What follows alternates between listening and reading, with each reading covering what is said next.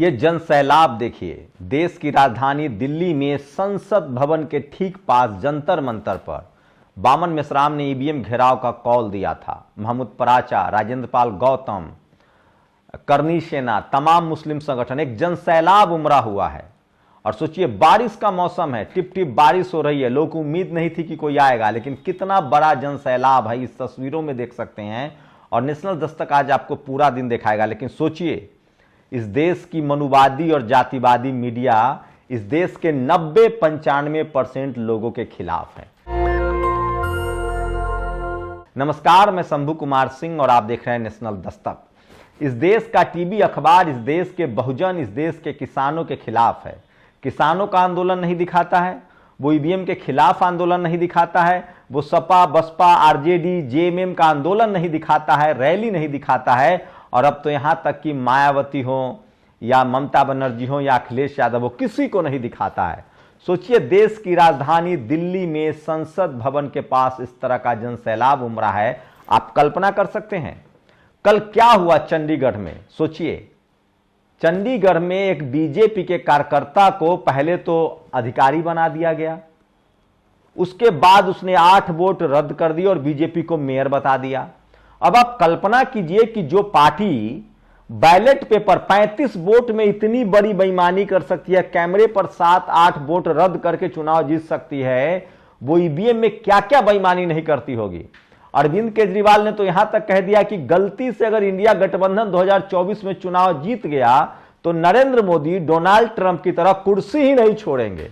यह हुआ था अमेरिका में, डोनाल्ड ट्रंप ने कुर्सी छोड़ने से इनकार किया था, उनके समर्थकों ने व्हाइट हाउस घेर लिया था, उसके बाद में उन सबको सजा हुई। लेकिन मुझे भरोसा है भारत के संविधान की जड़ें गहरी है। लेकिन जो चंडीगढ़ में हुआ है वो बहुत ही खतरनाक है। सोचिए, राहुल गांधी ने तो यहां तक कह दिया है कि जो लोग मेयर के चुनाव में इस हद तक जा सकते हैं वो लोकसभा चुनाव में क्या करेंगे। सबसे बड़ा सवाल है ये। और इसी के लेकर, ईवीएम को लेकर मैं फिर कह रहा हूं, रोज मैं ईवीएम पर बात कर रहा हूं, किस तरह से मान्यवर कांसी राम साहब ने 412 सीट जीतने वाले राजीव गांधी को जब घुटनों पर ला दिया था, तब राजीव गांधी ईवीएम लेकर आए, वाजपेयी ने इसको पूरी तरह से लागू किया। और सबसे बड़ा 2024 का चुनावी मुद्दा है। बामन मेश्राम ने आज दिखा दिया है कि उनके आह्वान में कितना दम है और पूरा देश उबल रहा है। किसान, दलित, पिछड़े, आदिवासी, अल्पसंख्यक, ये सब ईवीएम के खिलाफ हैं। ईवीएम के खिलाफ आज सबसे बड़ी रैली है, जन सैलाब उमड़ा है। ये सबसे बड़ी खबर बता रहा हूं, लेकिन कोई टीवी अखबार आपको खबर नहीं दिखाएगा। इसलिए मैं कहता हूं कि सोशल मीडिया ही सच्चा मीडिया है, सोशल मीडिया ही बहुजन मीडिया है। सोचिए, ईवीएम के खिलाफ इतना मैसिव रैली है, इतनी बड़ी रैली है, मौसम खराब है, सर्दी का मौसम है, दिल्ली में ठंड है, उसके बाद भी सोचिए, दीपेंद्र अम्बेडकरवादी ने तस्वीर 2 मिनट का तस्वीरें शेयर किया है। मेरे बगल में आप विजुअल चलते हुए देख रहे हैं किस तरह के शॉट्स हैं।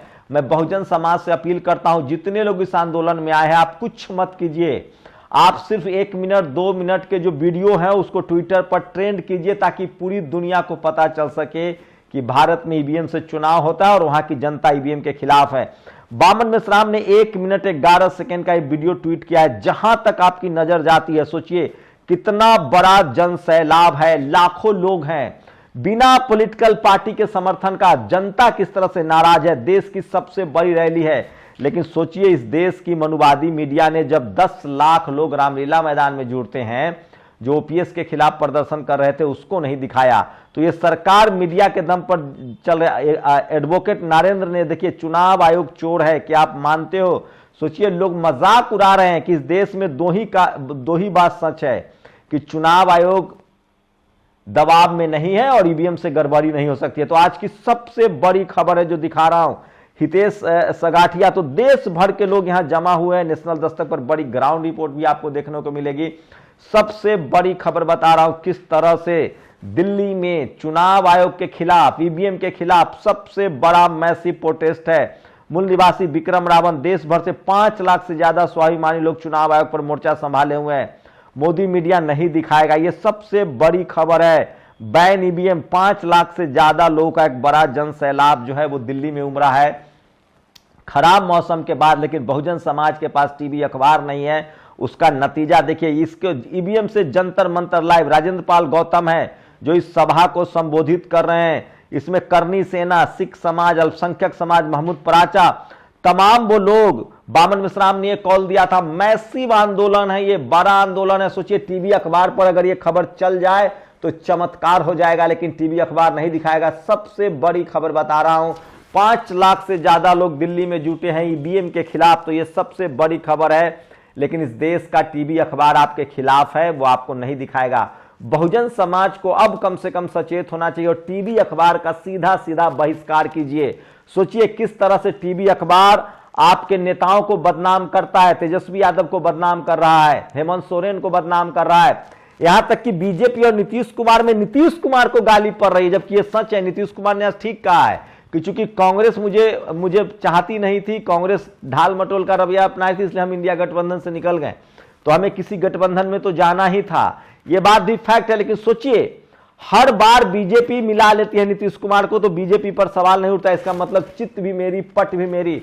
आलोचना सिर्फ बहुजन नेताओं की करनी है। अरविंद केजरीवाल ने कहा है कल जिस तरह से चंडीगढ़ में जिस तरह के नतीजे आए हैं वो बहुत चौंकाने वाले हैं, हिलाने, सब कुछ अब पानी के तरह साफ है। और वहीं सोचिए समय बहुत बदल गया है। पहले जहां इनकम टैक्स ईडी के डर से बहुजन समाज के नेता चुप हो जाते थे, उनको जेल में डाल दिया जाता था और उनका समाज ही मान लेता था कि वो चोर हैं, भ्रष्ट हैं, ये परसेप्शन टूट रहा है। और तेजस्वी यादव की ये तस्वीरें देखिए, 7-8 घंटे की पूछताछ के बाद जब वो ईडी दफ्तर से निकले तो पूरे बहुजन समाज के लोगों ने उनका शानदार स्वागत किया। ये तस्वीरें सोशल मीडिया पर वायरल है। जो सबसे बड़ी खबर मैं फिर कह रहा हूं, अगर बहुजन नेताओं ने सवर्णों का टिकट काट दिया तो तय मान लीजिए कि बीजेपी का सुपड़ा साफ हो जाएगा 2024 में। तो सबसे बड़ी खबर है इस समय की बता रहा हूं, राजधानी दिल्ली में 5 लाख से ज्यादा लोग जुटे हैं। इससे बड़ी कोई खबर नहीं है, लेकिन टीवी अखबार के लिए खबर नहीं है। सोचिए इस देश की मनुवादी मीडिया किस तरह से आपके संवैधानिक अधिकारों के खिलाफ है।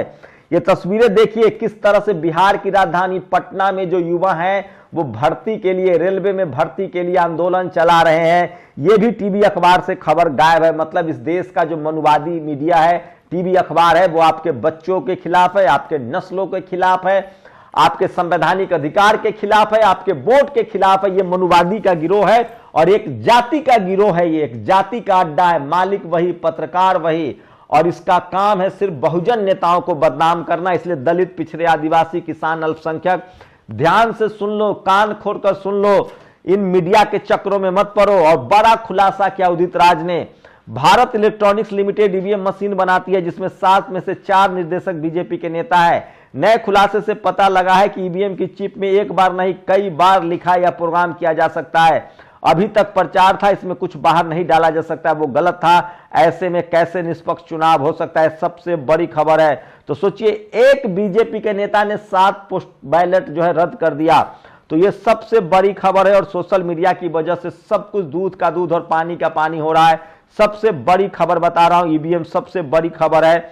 आज देश की राजधानी दिल्ली में सबसे बड़ा प्रोटेस्ट हुआ है। सारे वीडियो आप नेशनल दस्तक पर देख सकते हैं। और सोचिए यूपी के बलिया में बिना दुल्हों की शादी, किस तरह की बेईमानी। और 25 जनवरी को 568 जोड़ों की शादी हुई थी। बहुत सारे जोड़ों के पास तो दुल्हा ही नहीं था और एक एक महिलाओं को एक एक दुल्हे ने 4-4 माला पहना दिया। और सरेआम दिन दहाड़े चंडीगढ़ में लोकतंत्र के साथ डकैती हुई है, जनादेश पर डाका डाला गया है, चंद्रशेखर आजाद रावण ने कहा है। तो सोचिए अब तो कम से कम बहुजन नेताओं को एकजुट होना चाहिए। उनको सोचिए अब जो बहुजन नेता है वो कम से कम एकजुट हो जाए, क्योंकि उनको पता चल गया है कि बीजेपी कैसे चुनाव जीत रही है। चंडीगढ़ मेयर का चुनाव एक नतीजा है। 2024 में जब मनमोहन सिंह की सरकार बनी थी तो भारत पर 17 लाख करोड़ रुपए का कर्ज था। 2014 तक 3 गुना से बढ़कर 55 लाख करोड़ रुपए हो गया। सितंबर 2023 तक बढ़कर 161 लाख करोड़ हो गया। पिछले 9 साल में भारत सरकार पर 192% का कर्ज बढ़ा है। ये दैनिक भास्कर ने छापा है। लगता है कि इसको अपना यहाँ रेड परवाना है। तो आज की सबसे बड़ी खबर बता रहा हूं, एक तो हेमंत सोरेन, तेजस्वी यादव के साथ पूरा बहुजन समाज है और लोगों को लगता है कि बहुजन नेताओं को बदनाम किया जा रहा है। वो डरने वाले नहीं है। और देखिए किस तरह से 2 तस्वीरें दिखा रहा हूं। तेजस्वी यादव का किस तरह से समर्थन मिल रहा है और ईवीएम के खिलाफ कितना बड़ा आंदोलन चल रहा है राजधानी दिल्ली में, लेकिन कोई टीवी अखबार नहीं दिखाएगा। इसका तरीका यह है कि टीवी अखबार को पूरी तरह से बॉयकॉट कीजिए। ये मनुवादियों का अड्डा है, जातिवादियों का अड्डा है, ये पूरी तरह से सब कुछ। और सोचिए, टीवी अखबार आपको बता रहा है 400 सीटें, राम मंदिर मुद्दा चलेगा। ये आपको मेंटली तैयार किया जा रहा है ताकि ईवीएम में गड़बड़ी करके 400 सीट लाएं तो आप कुछ ना बोलें। बाबरी मस्जिद ढहाने के बाद उत्तर प्रदेश, मध्य प्रदेश एवं राजस्थान की सरकारें गिरा दी गई थी, लेकिन बीजेपी दोबारा चुनाव न जीत सकी। राम मंदिर का जोश उस समय कहीं अधिक था। बहुत संभव है कि राम मंदिर का प्रभाव दिखाकर ईवीएम से चुनाव जीतने की योजना है। तो राम मंदिर के बहाने आपको बताया जाएगा कि हिंदू वोट चला गया, इसलिए राम मंदिर के मुद्दे पर जीत गए। सच्चाई ये झूठ है, बिल्कुल झूठ है। और ये सबसे बड़ी खबर है। और सोचिए, आपके बच्चों को नौकरियां नहीं दी जा रही है और अमित शाह का जो बेटा है, जो बीसीसीआई के सेक्रेटरी हैं, अब वो आईसीसी के चीफ का चुनाव लड़ेंगे। तो आप कल्पना कर सकते हैं कि आपके बच्चों को कटोरा पकड़ाया जा रहा है, बेरोजगार बनाया जा रहा है, धर्म के नाम पर लड़ाया जा रहा है। और अमित शाह किस तरह से अपने बच्चों को सेटल कर रहे हैं। आरक्षित खा जाओ, अनारक्षित खा जाओ, मैनेजमेंट का पूरा कोटा खा जाओ। नहीं खा पा रहे, ईबीएस की व्यवस्था करो, आरक्षित सीटों को डी रिजर्व करके खाओ, बस किसी भी तरह से खाओ वंचितों का बरकरार। सोचिए, समान वर्ग से ज्यादा मार्क्स, फिर भी आरक्षित वर्ग के छात्रों को प्रवेश नहीं। एक दो नहीं, 197 जीएस कोटे की 197 सीटों में से 87 सीट सामान्य पूल में डाली है। बहुजन समाज को बोलना पड़ेगा, लिखना पड़ेगा। और इसलिए मैं कह रहा हूं, अब ये लड़ाई पढ़े लिखे लोगों को लड़नी पड़ेगी, नहीं तो आपकी नस्लें जो हैं वो बर्बाद हो जाएंगी। 2 सख्त वचन, चुनाव आयोग निष्पक्ष संस्था है, ईवीएम में कोई गड़बड़ी नहीं हो सकती। ये सबसे बड़ी खबर है, कोई टीवी अखबार नहीं दिखाएगा। तो बहुजन समाज के लोगों से गुजारिश है कि आप सिर्फ और सिर्फ बहुजन समाज को अगर खबर देखना है तो नेशनल दस्तक जैसे प्लेटफॉर्म को देखिए। और देश की राजधानी दिल्ली में सबसे बड़ा मैसिव प्रोटेस्ट हुआ है ईवीएम के खिलाफ। क्या कोई टीवी अखबार दिखा रहा है? दिखा रहा है तो हमें भी जरूर बताइएगा। नेशनल दस्तक पर सारे भाषण, सारा वीडियो और जनसैलाब देख सकते हैं। शुक्रिया।